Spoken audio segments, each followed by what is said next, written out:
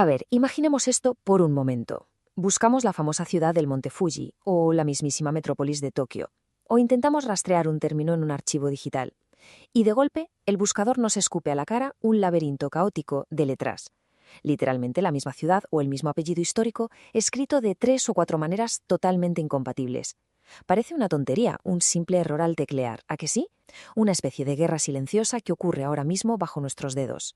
Y es que esta inconsistencia no es casualidad, vuelve locos a los turistas a nivel mundial y provoca un lío administrativo brutal a lo largo de la historia. Y lo más fuerte es que todos, absolutamente todos, hemos caído en esta trampa alfabética sin darnos cuenta. Pero oye, cero agobios. En esta explicación vamos a descifrar este laberinto invisible paso a paso, y palabra, a la mitad del camino ya tendremos parte del problema resuelto, y al final daremos con la solución definitiva para entender toda esta locura. Fijaos bien en estas palabras en pantalla, porque el problema salta a la vista de inmediato. Por un lado tenemos Akashi, Shimbun y Tokio, con esa característica rayita arriba de la O, pero luego resulta que refiriéndose exactamente a lo mismo, aparecen versiones como Akashi con S, Shimbun con N y Tokio con las vocales dobles. Estas letras chocan constantemente en la vida real, y en el mundo informático esto no es cuestión de gustos estéticos. Si un programador no hila finísimo, el sistema jamás va a entender que Shimbun escrito con M es la misma palabra que Shimbun con N. Es un desastre que entorpece todo, desde el catálogo de un libro antiquísimo en una biblioteca hasta el escáner de los billetes del tren o la emisión de un simple pasaporte internacional. Entonces, claro, la pregunta del millón es, ¿por qué un solo idioma sufre semejante crisis de identidad? ¿Cómo es posible que algo, en teoría, tan simple como pasar sonidos a nuestras letras, genere tantas versiones incompatibles que hasta confunden a los mejores algoritmos de búsqueda del mundo? Es un rompecabezas fascinante. Vamos a desgranarlo a fondo, porque para salir por fin de este laberinto, primero tenemos que entender cómo se construyeron sus muros. Para desenredar todo este nudo, primero hay que comprender el inmenso valor que tiene esto. No estamos hablando de gramática pura y dura, sino de la interfaz directa de un idioma con el resto del planeta. El meollo del asunto es lo que técnicamente llamamos romaji. Básicamente es el conjunto de reglas para escribir japonés usando nuestro alfabeto latino. Su misión principal, hacer que el japonés sea manejable en contextos internacionales donde los caracteres tradicionales como los kanjis simplemente no sirven. Y aquí empieza la batalla, porque hay varios pesos pesados compitiendo. Tenemos el sistema Hepburn, pensado sobre todo para extranjeros, el sistema Kunrei Shiki, históricamente respaldado por el gobierno, el estricto Nihon Shiki, que defienden a capa y espada los lingüistas, el Wapuro, que usamos para teclear en el móvil u ordenador, y hasta sistemas pedagógicos puros como el JSL. Cada uno nació con un propósito totalmente distinto en mente, y todos, absolutamente todos, quieren ser la norma.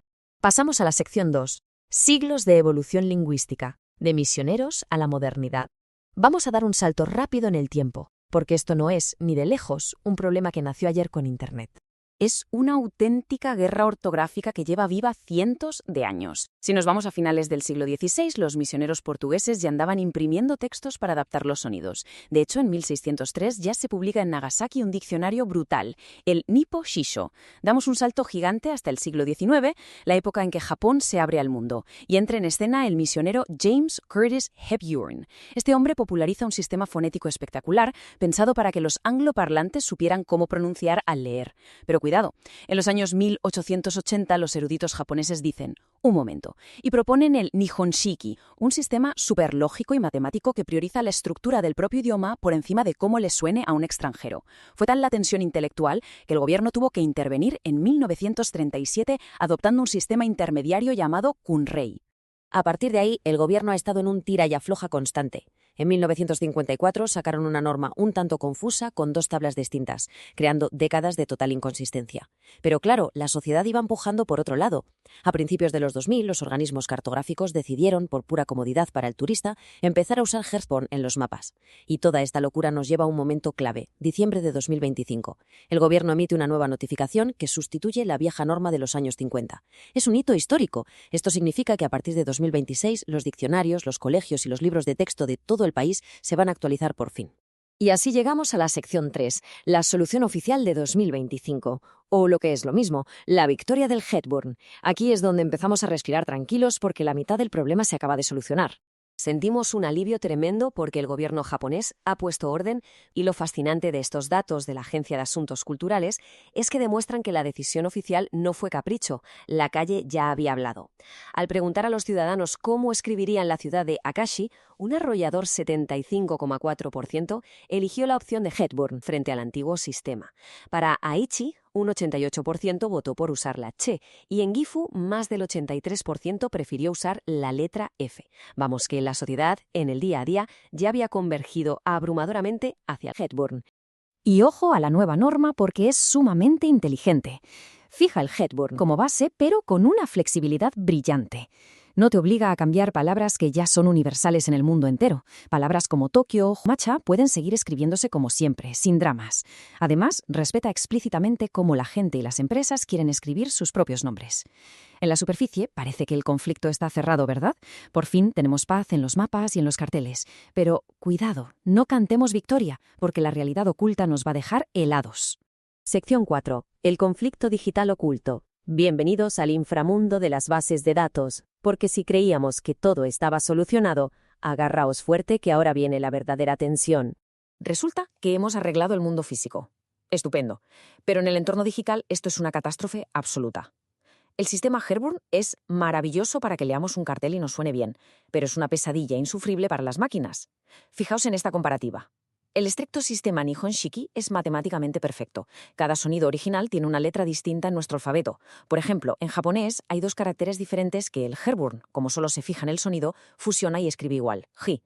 Pero el Nihon Shiki los distingue meticulosamente como zi y di. Esta maravilla técnica se llama reversibilidad, la capacidad vital de que un ordenador pase del japonés al abecedario latino y vuelva al original sin perder ni un bit de información. Las grandes normas internacionales, como la ISO 3602, exigen esto a gritos, y el popularísimo Hepburn, lamentablemente, lo destruye por completo al hacer que las máquinas se confundan. Y el asunto llega a un nivel casi cómico dentro del propio Estado. Atentos al caso de los pasaportes. El Ministerio de Asuntos Exteriores tiene unas normas de la prehistoria que te obligan a cambiar la letra N por una M antes de algunas consonantes, obligando a escribir el apellido Namba como Namba, con M. Y encima te meten una T antes de la sílaba che, creando bloques tan pesados como hochi. Bueno, pues la flamante norma de 2025, que acabamos de aplaudir, rechaza explícitamente todo esto. Dice que se escribe limpio, Namba, manteniendo la N, y hochi, con doble C. Son 2 ministerios gigantescos del mismo país, obligando a usar letras totalmente incompatibles para la misma persona. Al final, todo este caos es porque estamos intentando cumplir misiones totalmente irreconciliables con las mismas letras. Por un lado, el turismo y los colegios necesitan Hepburn para que la gente no se líe a leer. Pero por el otro, la reversibilidad técnica, que es el pan de cada día de la inteligencia artificial y de los buscadores masivos, suplica por la lógica matemática del Nihon Shiki, porque los algoritmos no soportan la ambigüedad. Y para rematar este cóctel, en nuestra vida diaria entra en juego el Wapuro, el sistema de nuestro teclado para teclear rápido en el móvil, que es súper flexible y solo busca convertir nuestras prisas en letras japonesas lo más rápido posible. Entramos en la sección 5, el mapa de los usuarios. ¿Quién usa exactamente qué en medio de toda esta locura? Pues vamos a verlo porque no hay una respuesta única. Básicamente, la respuesta depende de qué canal miremos y qué nivel de perfección exijan los datos. Si nos fijamos en el ciudadano de a pie, una encuesta bruta de 2021 revela que casi el 55% usa la entrada de teclado Wapuro, a menudo o a veces. Y esta es la razón exacta de por qué los sistemas antiguos nunca van a morir. Sobreviven como pura memoria muscular en nuestros dedos. Cuando vamos corriendo y tecleando en el teléfono inteligente, nos da exactamente igual poner sí o sí, porque sistemas operativos como los de Apple o Windows son súper listos y nos devuelven en pantalla el mismo carácter japonés. Es puro pragmatismo. Pero ojo, porque cuando subimos al nivel institucional, esto se vuelve una auténtica batalla campal con reglas de hierro. En los mapas internacionales, Estados Unidos y el Reino Unido mandan con el Hepburn modificado. En el mundo de las enormes bibliotecas académicas, reina el sistema ALA-LC, que usa Hepburn pero con un rigor de locos, exigiendo poner siempre la N, sin excepciones, para que sus bases de datos no colapsen. En las carreteras de Japón, el Ministerio de Infraestructuras domina con el Hepburn normal. Y ya, para volvernos locos del todo, en las escuelas más estrictas de pedagogía de idiomas, los profesores duplican visualmente las vocales sin importarles la estética, escribiendo cosas rarísimas como ro y, todo para que al alumno se le grabe en la cabeza la duración exacta de la pronunciación. Y todo esto nos arrastra a la crisis final, la pesadilla definitiva, donde un solo puntito puede destrozar un archivo a nivel mundial, las famosas vocales largas. Y es que estirar el sonido de una vocal en japonés cambia por completo la palabra. Si al apellido Ono le quitamos esa pequeña rayita superior, el famoso macrón, se convierte automáticamente en Ono. Y es otro apellido distinto, con otra historia y otro origen. Hemos alterado la realidad de los datos. Pero claro, los programadores a veces odian esos símbolos especiales porque rompen el código y prefieren duplicar las vocales, escribiendo cosas horribles como o o no. El problema, que cualquiera que hable inglés ve una doble O, piensa en la palabra moon y lo pronuncia automáticamente con sonido de U, arruinando la pronunciación original. Es un auténtico callejón sin salida ortográfico. Llegamos a la sección 6, nuestra guía práctica definitiva.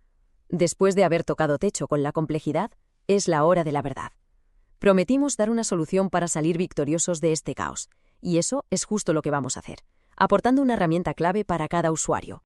Estas 3 reglas son la luz al final del túnel. Perfil 1, quien estudia el idioma para manejarse en la vida real. La recomendación es clarísima. Hay que abrazar por completo el sistema Hepburn, porque es lo que domina la nueva norma pública de 2025 y lo que veremos en la calle, pero con muchísima astucia para detectar las famosas trampas, como leer un documento antiguo que ponga sí y saber al vuelo cómo pronunciarlo. Perfil 2, el ámbito académico y los editores rigurosos. Aquí el rigor es innegociable. Hay que adoptar un estándar como el de las bibliotecas y ser totalmente inflexibles con el uso de esos macrones. Y por último, perfil 3, los ingenieros y programadores. Su salvación es la arquitectura en capas. El gran secreto es usar el estricto Nihon Shiki por debajo, en el núcleo de la base de datos para que la máquina no se líe, y usar el Visual Hepburn por encima, en la capa estética, para que la interfaz sea amable y natural para nosotros los humanos. Y para cerrar el aspecto técnico, aquí va un truco táctico alucinante que se les escapa hasta a los más expertos, cómo tratar las partículas gramaticales. La norma de 2025 es muy pragmática y dice que las escribamos tal cual suenan. Wa e wo, fabuloso para leer en voz alta. Pero cuidado con la trampa técnica. Históricamente, en el código, estos sonidos vienen de teclas específicas como a, e y wo. La regla de oro es así de contundente. Si queremos un texto para leer en alto y que la comunicación fluya, usemos wa e wo sin dudarlo.